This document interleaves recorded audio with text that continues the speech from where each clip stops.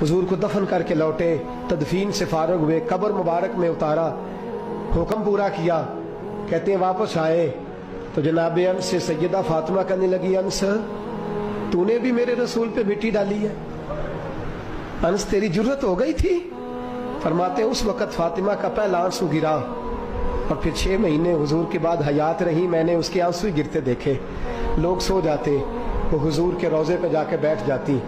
कहते मैं समझाता बहलाता, लेकिन फातिमा कहती अली सब्र अपनी जगह, कर्म अपनी जगह। और मैं तुझे क्या बताऊं, बहन भाई पहले सारे चले गए, वालदा पहले छोड़ गई, अब हुजूर अलैहिस्सलातु सलाम ने भी पर्दा डाल लिया है, मुझे चार और जानिब कुछ दिखाई नहीं देता। कहते 6वां महीना था हुजूर के विसाल को। एक दिन मुस्कुराती हुई फातिमा घर आई रोजे से रात को बच्चों के साथ, तो शेर खुदा कहने लगे, मैंने कहा फातिमा बड़े दिनों के बाद मुस्कुराते देखा, क्या बात है? तो कहने लगी अली आज मेरी आंख लग गई थी, मुझे हुजूर ख्वाब में मिले हैं, तो मुझे हुजूर ने कहा तू रोती क्यों है? तो मैंने कहा महबूबा मेरा दिल नहीं लगता।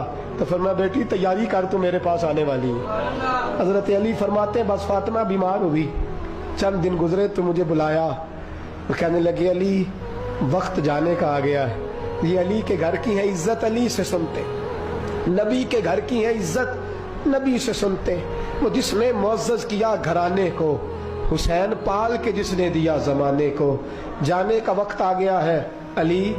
पहली बात तो यह है कि हुजूर की नवासी जनाब उमामा से शादी कर लेना, वो हुजूर को बड़ी प्यारी है। और दूसरी बात यह है कि मेरे हसन हुसैन इनका खास ख्याल रखना।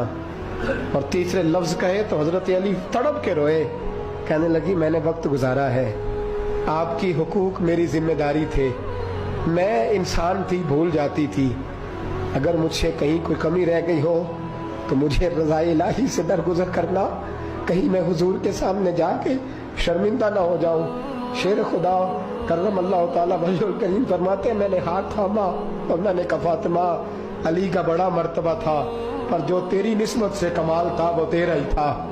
तू कैसी बात करती है, तूने तो हद कर दी, शहजादी हो के मेरे घर में खादिमों की तरह रही। हजरत फातिमा रज़ियल्लाहु ताला अन्हा का दूसरा हुक्म ये हुआ कि मुझे रात को दफनाया जाए। और फरमाया मेरे पहले मदीने में ऐसा नहीं होता था, ये हजरत फातिमा ने सबसे पहले कहा।